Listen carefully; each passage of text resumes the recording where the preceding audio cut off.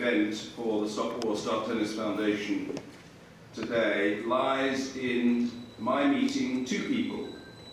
First, when I was on a work trip in my capacity as speaker in Burma, or sometimes people call it Myanmar, last July/August, I had one of those transformative experiences in life which I shall always be grateful for, namely that of meeting my good friend now, as he has become, Robert Davis, who works in a managerial capacity for the foundation and is, I think, a long-established and good friend to Asim.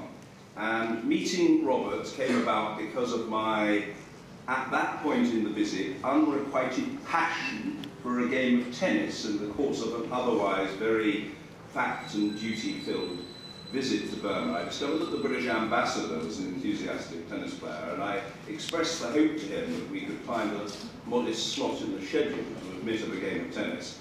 And the ambassador obliged, and we went to the Burma Tennis Federation and played on the indoor courts, or I should say in my case I attempted to play, I wouldn't put it more strongly than that. And in the course of the visit I met Robert, who I have to say I found incredibly engaging and empathetic.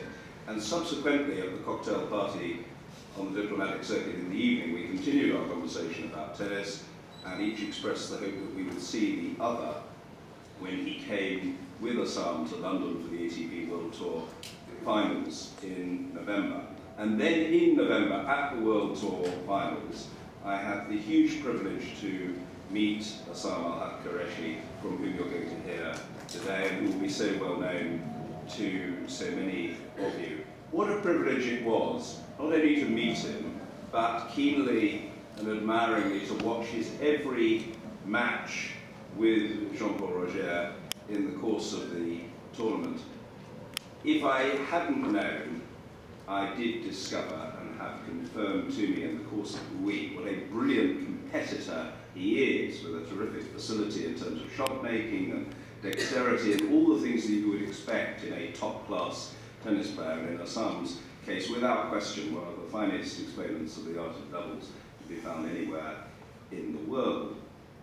But you know, it wasn't just the ability and distinction as a competitor that struck me, but what I had been told in advance by Robert about Asam's character. Not content with great achievements, he has shown huge commitment to the cause of people less fortunate than himself. And that's something I greatly admire. I always admire business people who make fortunes and then dedicate themselves to philanthropy and the support of others in more difficult situations than they are. And I hugely admire sporting giants who use the locus and platform which their excellence affords them to try to put something back, and indeed to champion the importance of good principles. And one good principle for which Asim stands is the principle that sport is always, everywhere and without exception, superior and to be preferred to violence. And that, of course, is the ethos which underlies Stop War, Start Tennis, and the activities of the foundation. I think it is truly magnificent. We say thank you too rarely, and we ought to say the words thank you and congratulations more often. That Asim has twice won, I think, the ATP Arthur Ashe Humanitarian Award in 2002 and 2010. Part of the significance of today's event will be the opportunity to announce the distribution of more wheelchairs and suitable equipment for amputees and other disabled sportsmen, not only in Pakistan, but in Iraq and in Afghanistan and Cambodia to boot. And if you look at the UN Development Programme and you look at it in detail and you look at the role of Asim, you see it clearly established the link that exists. Whether it be fighting natural disasters or doing his best to bolster the services of hospitals in fighting cancer, whether it be encouraging child health generally, or the specific focus on the pursuit of excellence in tennis, Asim is there over and over and over again. Someone who has a real sense, if I can use this rather old-fashioned but I think valid term, ladies and gentlemen, someone who has a real sense of civil obligation.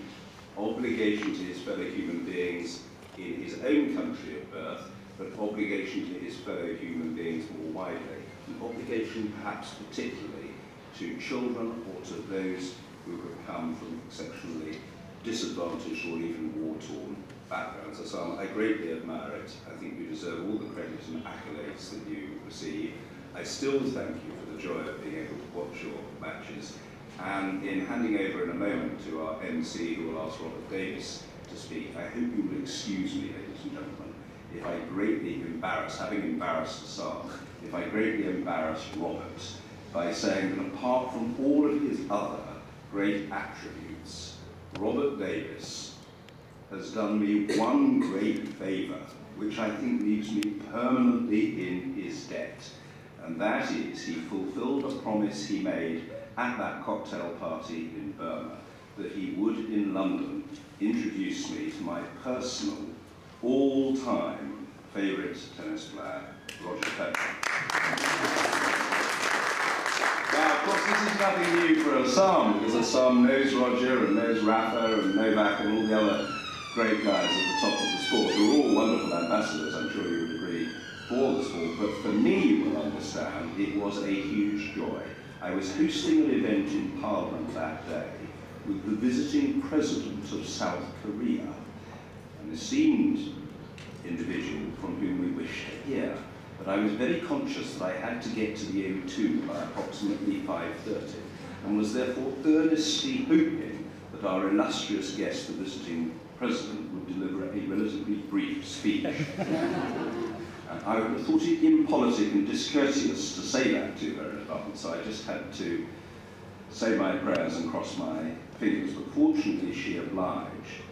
After the event, ladies and gentlemen, I'm telling you this for the first time I've ever told anybody, one of the senior officials of the House, a man called Black Rod, was very keen to have a kind of debrief as to how the visit went. And I'm afraid I fear I rather brusquely dismissed his request by saying, "Not now, David." He said, "Oh, but you know, Mr. Speaker, I do think it's quite important to consider how the event went." And I said, "Not now, David." And he said, "Why not, Mr. Speaker?" And I said, "For the simple reason that I've got an important date at the O2. No discourtesy to you, but I am planning to meet Roger Federer, and that is substantially more important in my mind." End of subject. Ladies and gentlemen, your MC. Speaker of the House, well, it also reminds me of a story that there was a certain Prime Minister who had a knack of speaking, as what John has just now mentioned. And there were about 1,500 odd people, and he was given about 5 minutes to speak, but he went on to speak for about 30 minutes. And somebody came along, one of the aides, and said, "Sir, I think your time is up." But he still continued, but during that period, out of 1,500, about 1,000 people left. And he still continued. So this man comes in and says, "Sir, after 45 minutes, your time is up, sir." But this Prime Minister just wouldn't leave. And by that time, literally everybody had gone, except, to make it short, about one person. And this Prime Minister still kept on. And after 1 hour, when he finished his speech with one man there, he said, "Well, everybody's gone, why didn't you leave?" He said, "Sir, I'm the next speaker."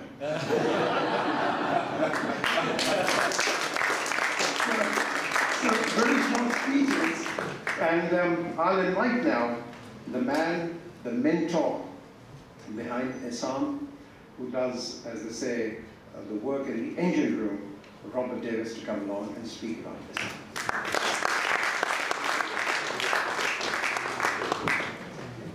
I was hoping that I wouldn't have to follow the speaker, because he speaks so well and without notes. So thank you for that, Mr. Mayor. Mr. Speaker, thank you very much for bringing us all here together. It really is a dream come true. We talked about it last year, but we really didn't believe that it would happen. So seeing all of you here, being able to come together and talk about something that's very dear to us, we truly appreciate it. Thank you. Also, I'd like to make special mention to one of our guests here today, who was actually very much a part of the vehicle that inspired Stop War, Start Tennis. And that's Asim's long-time friend and doubles partner, Rohan Botana. Thank you.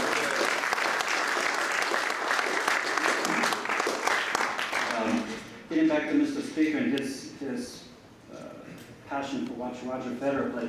If you doubted his enthusiasm for tennis after his speech, you should try sitting beside him while Roger is playing. I'm not sure who uses more energy, Roger running around the court or Mr. Speaker. This morning over coffee, Asim came to me and he said, I'm a little bit nervous about this. And I said, Asim, come on, it's nothing to worry about. You've done so many interviews, this will be easy, piece of cake. But Asim, after having walked around these halls and seen all of these portraits and all the distinguished people, you have a good reason to be nervous. Asim and I, for 12 years, we traveled on the tennis tour. In places like Salinas, Ecuador, Fergana, Uzbekistan, Futures, ATP Challengers, tour events, Grand Slams, Davis Cup matches. Some could partially play. But we, during that time, we do what many of the players and coaches call the emotional roller coaster. Mr. Delaney from the ATP, you know what we're talking about. The highs and lows, the breakdowns, breakthroughs of winning and losing each week. You get to learn a lot about a young man when you spend that much time together, on average 38 weeks a year. Planes, trains, buses, sharing hotel rooms together. I got to see a side of Asim that many people don't get to see. But having said that, we have a unique relationship between the coach and player. In most professional sports, the coach is the boss, and the player is the employee. But in professional tennis, it's the other way around. It's the player who pays the coach's salary. So that, in effect, made Asim the boss. But in another twist to that, the player pays the coach to be critical, to find fault in his game, how he can improve, serve faster, volley better, do this, do that, why he lost. And I was pretty good at criticizing Asim. I know some of you might find that hard to believe that an American can be critical of a Pakistani these days, but we did, and we had a wonderful time. Thankfully now he has another American who's criticizing his tennis, his coach Scott Davidoff. So thank you, Scott, for taking that heat off of me. I went through, in preparation for this event, I wanted to try to find a couple of stories that might illustrate what Asim, the person, not the tennis player, is like. And I went through his tennis player activity on the ATP website from when we first started. And I went through all the way up through some of the highlights, like when him and Rohan, they made the US Open finals. But I couldn't find one particular match or tournament that might express that. But I noticed, Asim, when we started, your singles ranking was about 220 in the ATP. 3 months later, his ranking had dropped to 460. So I got a call one evening, we were in the hotel room, his father called me and he said, I don't want to interfere, but isn't Asim's ranking supposed to go up, not down? But the point of that was, eventually would go up, but the point was, I was about to learn something that's very important in the Qureshi family and what Asim says a lot about him. That was 3 months into our coaching relationship. It would carry on for 12 years. And the message there was the loyalty. We had a lot of ups and downs. Sometimes there were more downs than ups, but the loyalty of Asim was very special. Thank you.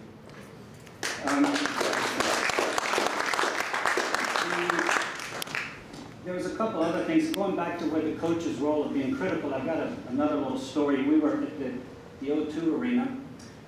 He was playing Leander Paes and Radek Stepanek. It was a tense part in the match, and I remember shouting out some instructions to him to do this or do that or whatever. And on the changeover, Leander Paes, some of you might know him, he went to the umpire and complained that Asim was getting coaching. So the umpire gave a formal warning to me for coaching.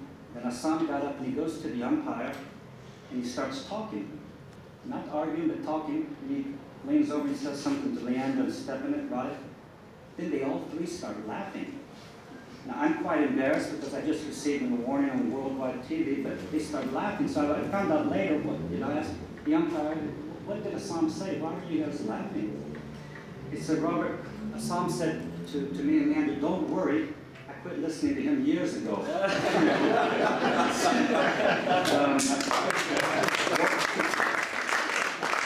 I think Rohan can probably vouch for that.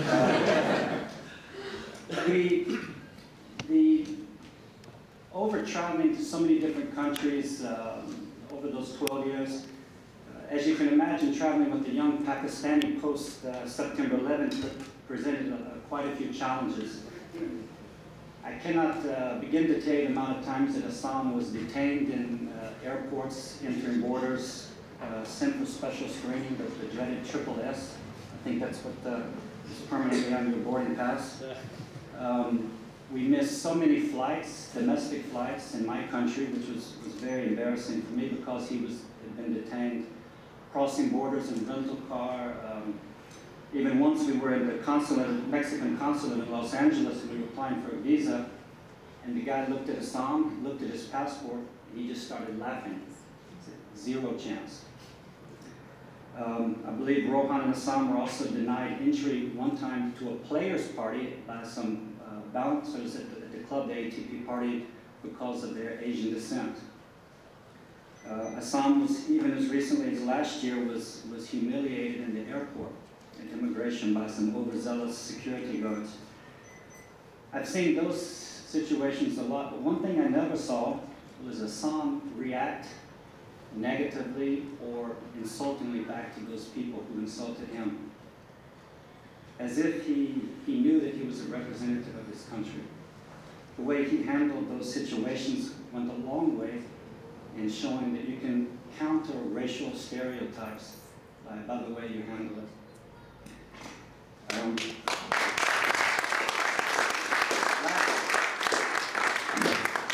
Asim's supposed to be the one getting emotional. Last story here, Mr. Speaker. By chance, a few years ago, both of us were in Islamabad for different reasons at the same time. Asim was on a UNDP mission to visit some flooded or disaster areas and see how the reconstruction was going, and I, believe it or not, was on a trout fishing trip to Skardu. I don't know, does anyone know Skardu here? Yeah. How many Americans go fishing there? I did. Well, did not, but I went there. Anyway, we came back. I met Asim in this hotel. I believe it was the Sedona, maybe, I'm not sure. And then he asked about my trip as usual. I rambled on like I'm doing now. He patiently waits for me to shut up. Then he started telling me about his trip. And it was amazing. After just a few minutes, he became very emotional. And he was recounting about these villagers who'd lost these things and what he could try to do to help, and who in the ATP he could ask for support. Mr. Delaney's name popped up, as well as the Bryan brothers, who was so helpful.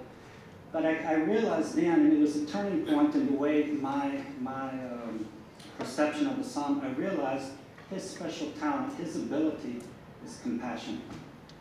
And his compassion for those that suffer.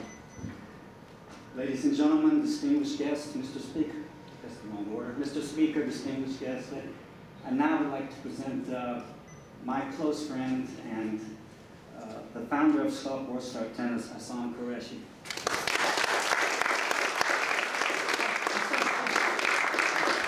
The Americans do make mistakes. I'm sorry. I believe the next speaker is. I'll let you do your job. Sorry, I'll just get caught up.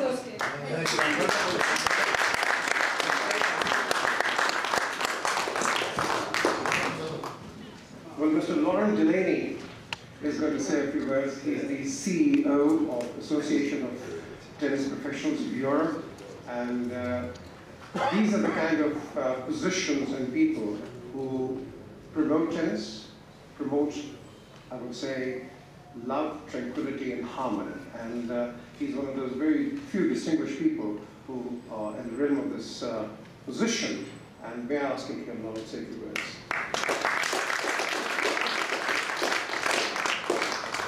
Thank you. Mr. Speaker, ladies and gentlemen, it is a pleasure and an honor to be here today. I see around the room quite a few players, which is testament to Aisam's popularity in the locker room, despite the competition between the players. The players that I see here have all got dressed up. They put on their jackets because this is quite an occasion. And on behalf of the ATP, it is a pleasure, it is an honor today to be at this special event. I'd like to start by reminding everyone of some of Aisam's remarkable achievements on the court. Aisam is the first Pakistani to break into the top 10, a big milestone in our sport, the top 10, reaching number 8 in the ATP World Doubles rankings.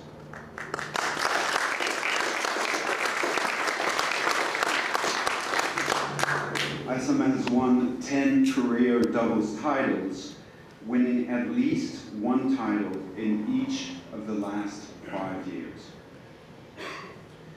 Aisam is the only Pakistani player to have played in a Grand Slam final and to qualify at the O2 for the Barclays ATP World Tour Finals.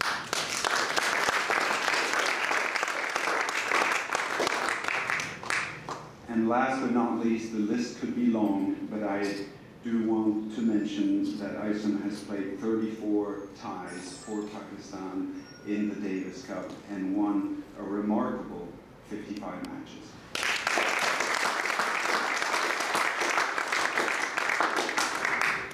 As we know, his achievements away from the court are just as impressive.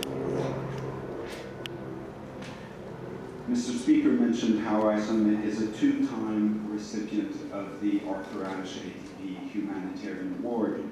This award is our opportunity to recognize a player's special commitment to helping others. First in 2002 with his then doubles partners, Amir Haddad of Israel, and again in 2010 with Ron. A long list of great players have earned this distinction, including Arthur Ashe himself, Gustavo Kuerten, Richard Krajicek, or Andy Roddick, but only 2 other players have won this award twice, Andre Agassi and Roger Federer.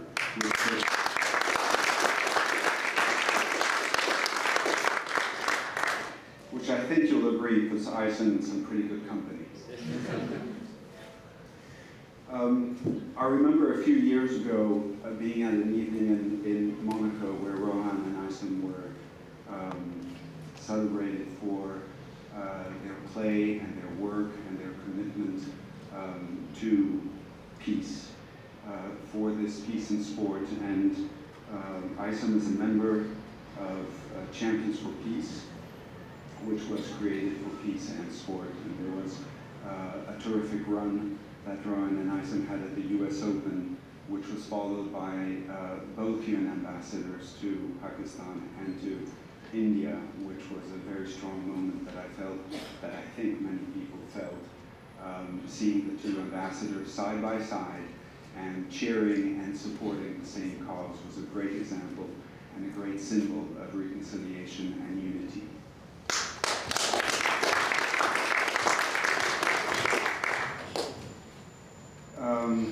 As you know, Aisam serves as UNDP National Goodwill Ambassador for early recovery since 2010, and of course, creating Stalwart Start Tennis campaign, which has gained international recognition. Through the ATP Aces for Charity program, the ATP is proud to have been able to support Aisam in his efforts away from the court.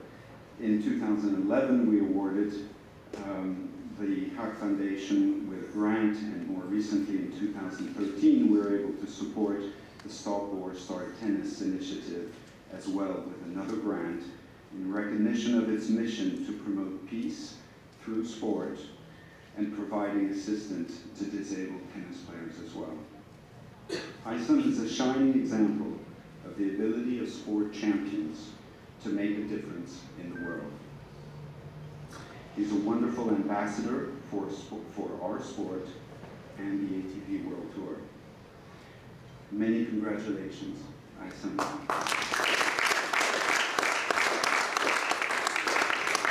On your remarkable work to promoting peace through tennis. We wish you all the success in the future.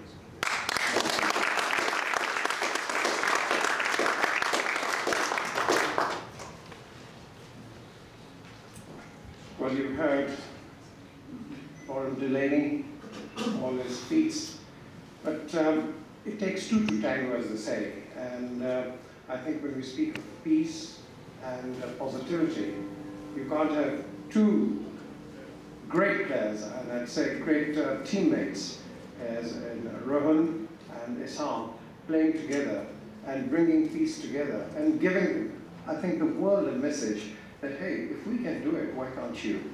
And what Aisam has done for the Sri Lankans, for the Iraqis, and stop war, start tennis, and of course, the special wheelchair which is being donating, I think I needn't say any more, but I'll ask Aisam to come along and speak for what we are doing.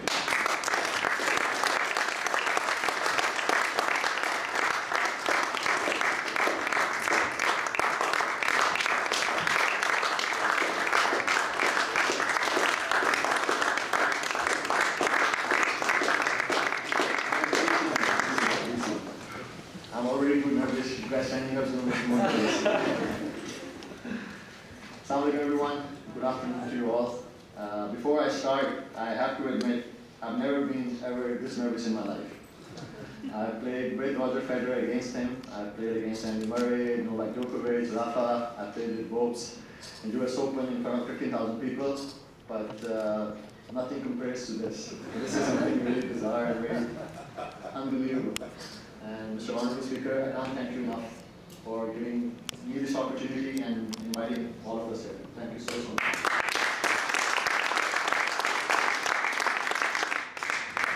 It's a very tough task to follow, I think, after speaking after you, to be honest. And like Robert said, I'm not really good at giving speeches, probably good at tennis, but definitely not at speaking to people. And I'll try my level best here again. I can't find the right words, honestly, to express my gratitude for your very kind words, Mr. Honorable Speaker, Robert Davis, obviously, and Warren Delaney. It's very flattering for me to hear all my laurels and accolades in public. My coach, Robert Davis, always used to say and still says that as a professional tennis player, I cannot see myself, I can only feel myself. And that is why I always need him to see what I do wrong out there. Honestly speaking, I don't really think I need him for that, but the fact is, for all those achievements, those wins, those trophies, there has been as many losses, if not more.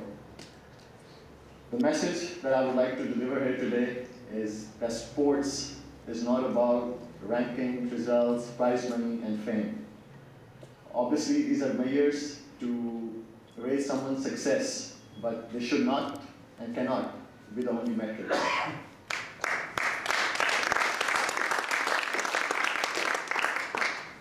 The true beauty of sports is how it enables one to become a better person. I know in my case, tennis has definitely made me a better person, and the education we get from traveling all over the world and playing on the tour is everlasting. The ATP Tour allows us a global platform to showcase sportsmanship to our opponents, who a few of them are here also today, and obviously to dispel any kind of racial, cultural, or religious stereotypes and discrimination. Right now, honestly, I can't think of a better example than Arthur Ashe, that Mr. Honorable Speaker also mentioned. He used tennis as a global platform to actually get world's attention towards stereotypes, racial stereotypes, and people who discriminate people for the color, race, and religion. In my early days of my professional career, I have to admit, I used to live in my own world of rankings and results. Wins and losses actually dominated my every thought. I remember a few times I didn't even used to call home, because for me, losing a match and talking to my father or my mother was the biggest disappointment. And I remember a few times, at that time everything was not done on internet. You couldn't find rankings or couldn't find the results. So my father always used to get to know about my results through phone call. And if I delayed the phone call for a day or two, he would know that I actually lost the match. Because when I started my career, professional career in 1999-2000, the first call I used to make every time after winning was to my dad. And after losing probably was the last call. There was no call at all to me. So he used to get the idea. Like I said, wins and losses dominated my every thought. And there was times that I have to admit that I used to feel like there were bouts of self-pity and low self-esteem when I was not able to perform on the tennis court. And this got really difficult actually once I started competing in doubles. I always used to feel if I'm not performing on the court the way I know I can, I'm actually letting my teammate down also. So it affected me personally a little bit more than losing my singles matches. So I do say I apologize to both every single time I made mistakes and injuries. But I think he knows also, and both of my coaches know as well, that I do my level best to play my heart out every time I step on the court, especially for them and for my partner as well. But beginning of the career, like I said, the successes, the trophies, the wins, the fame, I think it always carries you away when you're starting out as a professional tennis player. And for everybody, I think these things are the most important ones.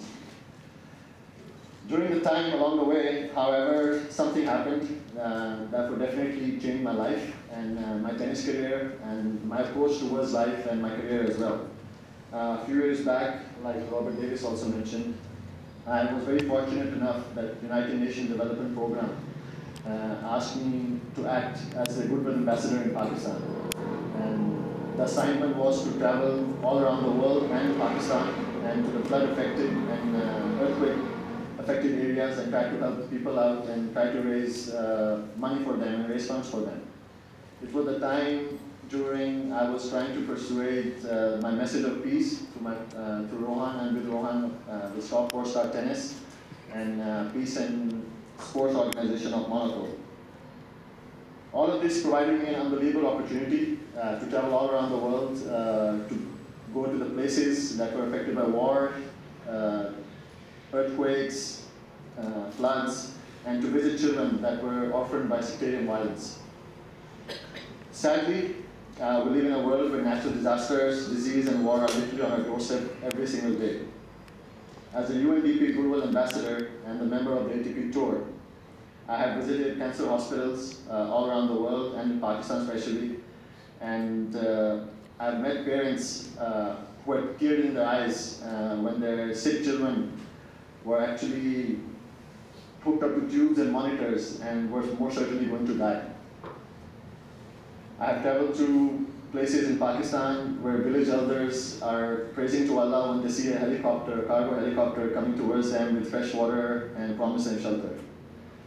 Witnessing all these things a few years back put it all in perspective for me. And that's actually, I felt that we all have to really start out counting our blessings. And that was a really changing moment in my life. I honestly don't know why that bomb had to fall on Zainab Khadim Zalwan's house, killing members of her family and blowing both her legs off. I don't know why Upali Rajakaruna, a soldier in Sri Lankan army, had his left leg shredded off when he was hit by a shrapnel from a mortar. Or Yu Sarun survived the atrocities of killing fields in Cambodia during the Khmer Rouge genocide. I met these people, and honestly speaking, listening to the stories, I can't even imagine to actually go through the horrors of life. I cannot. It's very difficult for me to understand. In the past 10 years, 15 years, I see all around the world that bad things happen to good people all the time. I honestly don't understand why it happens, but for some reason it does. But I do know one thing, that tennis, in my case, has helped each and every one of them who I mentioned just now, and many more, to live again. This is the beauty of our sport, and just like them, I think it has influenced so many people to live again, to heal, to regain their pride and dignity. Thankfully, we also live in a world where we have such wonderful people like Honorable Speaker himself, who has given us an opportunity to be here all together, talk and discuss ideas where we can help the less fortunate ones than us. And I still can't thank you enough again for this opportunity.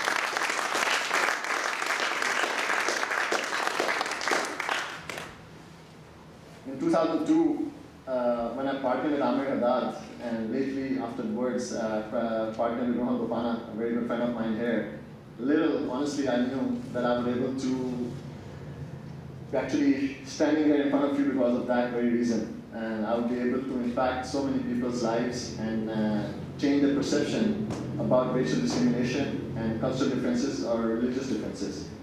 I never even dreamt that Pakistan and India would be cheering for one team. All my life, I've grown up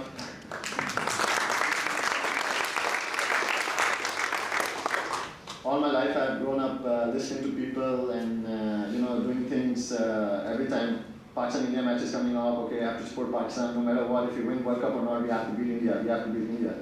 And all these things change after obviously being a part of sports, especially tennis.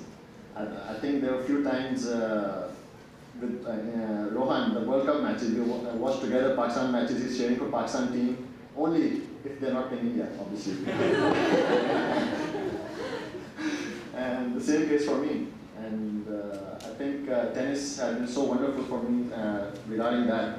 And for me, it just helps us to discriminate and racial prejudices all around the world, especially in people mostly from Pakistan and India. And I think this partnership with Rohan for so many years, I think has been able to change a lot of people's perception in both countries that sports is above all the racial and cultural and religious differences. At the end of the day, we're all human beings, and we should respect a person as an individual first, and should judge them as an individual first as well, and not because of the religion or country they belong from. And I obviously can't thank enough the ATP also, the tour, that actually allowed me to think like that, and obviously helped me become a better person in that way as well.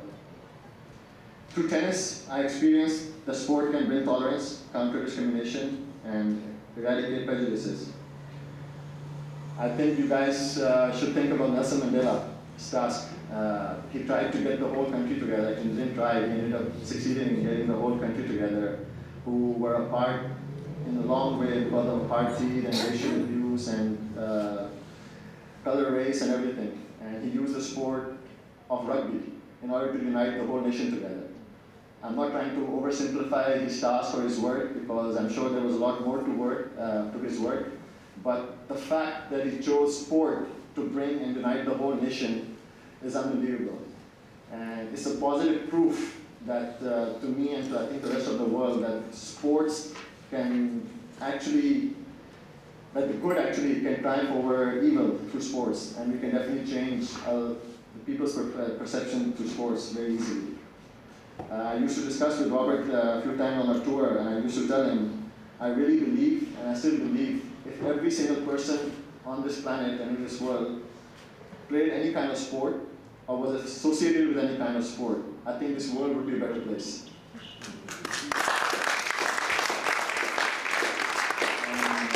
It's not about tennis, it's not about cricket, I think it's not about hockey or squash, whatever sports you play, I think that's the essence and the beauty of sport, that it teaches you that very fundamental of life, that whether it's your teammate, you can be from different country also, and just to respect the person, and doesn't matter where he belongs from or she belongs from. Though the tennis courts are pretty much the same always, but cities and the countries are different week in, week out. We players are constantly playing against each other, but we still get along well, very well, and that's the beauty of our sport.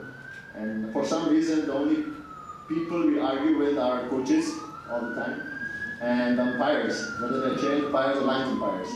But when it comes to players, we always get along well. And yesterday I was supposed to go to the concert with Bruno and Alex here, which unfortunately I couldn't. And yeah, we go for dinners, we go for movies, and on the court, obviously, we try to beat each other for certain reasons. But at the end of the day, I think we all are very good friends, and we try to support each other in very different ways. So thank you all.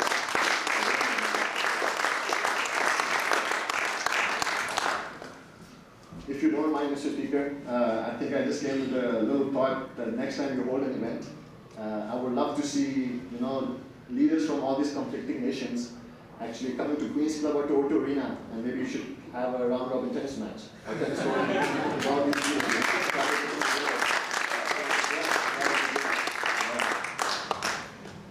A very important person in my life who I listen to. He thinks I don't listen to him. I don't know, for some reason everybody thinks I don't listen to them, but I'm a pretty good listener.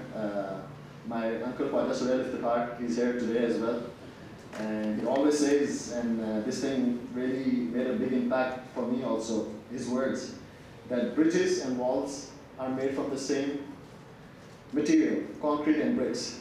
It's all up to us which one we choose to build, whether you want to build bridges or whether you want to build walls.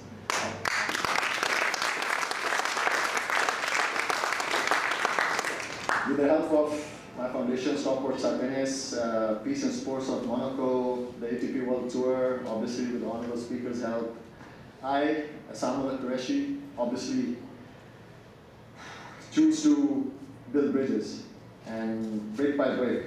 And I would really ask all of you here today, and obviously the other people as well outside the world, to join me to build a better world, and each of us doing our small part, brick by brick. I thank you once again, everybody, for being there, and for Mr. Speaker for giving this opportunity again to me, and for all of us to be here. And I just have not enough words, obviously, to thank you guys enough, each and every one of you. I think you guys could have been anywhere else in the world right now, but you chose to be here and make this occasion really special for me. And I really encourage all of you to stop over and start tennis. Thank you so much.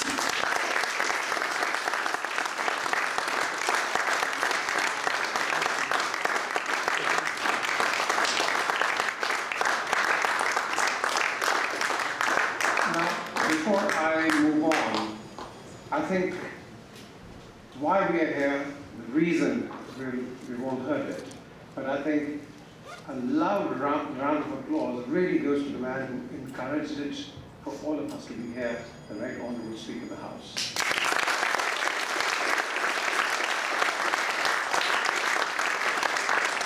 I think this is where when Khaja Sohail said bridges or walls, well, this is where the Speaker is coming to build bridges. This is how you build bridges. This is how you bring communities together. And I think for that, I have Aisam here, once again, who would like to present a memento to the Speaker, and of course, vice versa.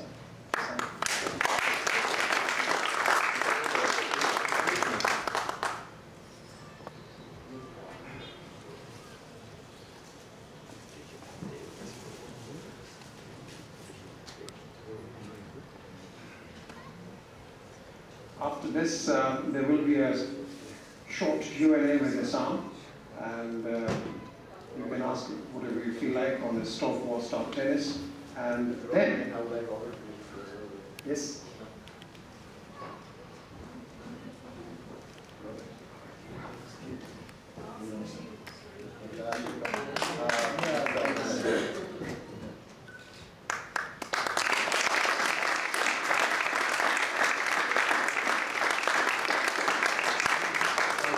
Ladies and gentlemen, it's very rare for any politician, least of all the Speaker, to find himself rendered always speechless, but I'm completely overcome with emotion. It's the most extraordinary, gracious gesture.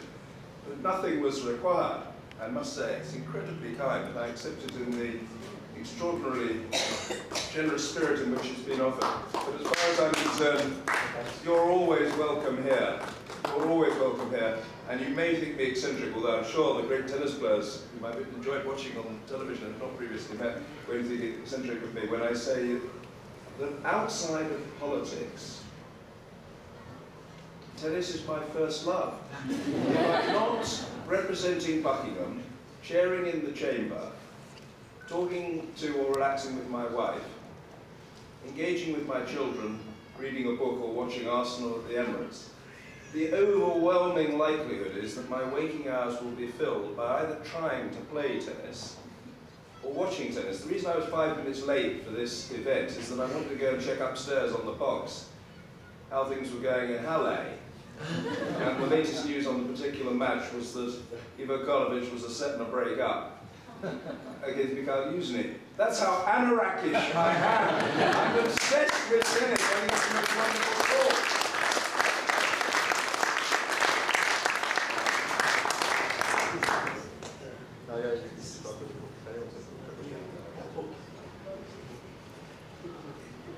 This is a very modest token in response, Asim. Today is about you and the work you do, the commitment you show, the results you achieve, and that, if I may say so, completely infectious warmth and compassion that you exhibit. Today is not about me at all. I just want to say thank you. Ladies and gentlemen, there are hundreds of books written about tennis by experts. I'm not an expert, I'm an enthusiast. I've been watching the sport since I was 8, and I've penned my enthusiast's book on the 20 greatest male singles players of all time in my humble estimation. You're a busy guy, I don't expect you to have time to read it, but if you want to flick through it, you're welcome. But it's really just a mark of respect for and gratitude, Asim, to you.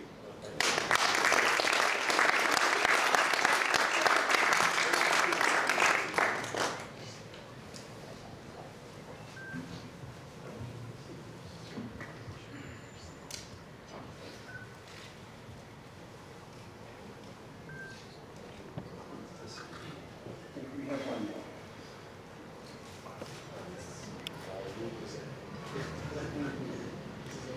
Now, this is proper recognition of Asim's efforts. It's been said, but of course, presented by me to Asim for his work in founding Start Tennis and in recognition of his outstanding services for the promotion of global peace, interfaith and intercultural harmony through sport.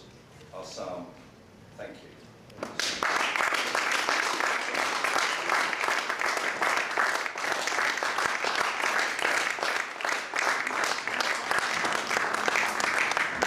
Well, ladies and gentlemen, that about sums it up. But let me thank Asim's colleagues, the tennis players who've made a special effort to come along here and supported him. I think a round of applause for those people.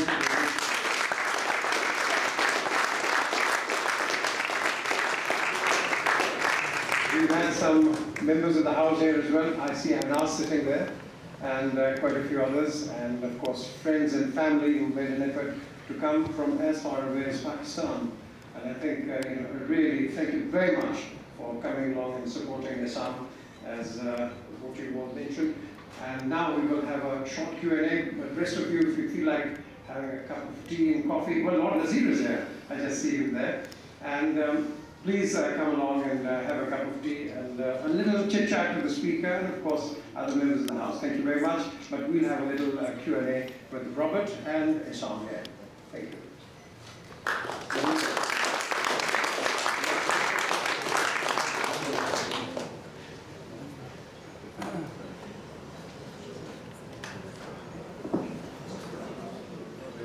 Any questions from the media? Well, we've got renowned anchors there, Mr. Gohari, Mr. Ali Ahmed is there. My only question is, I'm a Gohari, I'm from Lahore, where Asim comes from, and I think many years ago played in Model Town Tennis Club where you used to go. The only reason why you picked up, your partners from Israel and India, any reason? No. That's the fact about sports. I never even thought once that he's an Indian or Israeli. For me, he was a very good friend. Obviously, Rohan still is. And I really thought that we can do really well on the tennis tour. And being part of Eastern Sports actually made us realize, both of us, that we can send a bigger message through our friendship and through our partnership. And that's when people started taking notice as well. And ATP obviously recognized our work and the things we can do off the court as well. And the impact we both have been able to make with Rohan as well and Amir Haddad in 2002 as well. And growing up in Pakistan, obviously I have to thank my parents a lot for my upbringing. Because in 2002, when I partnered with Ahmed, I remember that Pakistan was almost the sports authority banned me to play for Pakistan and in Pakistan if I carry on playing with Ahmed. But my parents and my friends and all the relatives, who are few of them are here as well, they actually stood by me and by my decision as well, that I can't let politics and religion come into my sports. I had qualified for Wimbledon for the first time, and I was just not going to take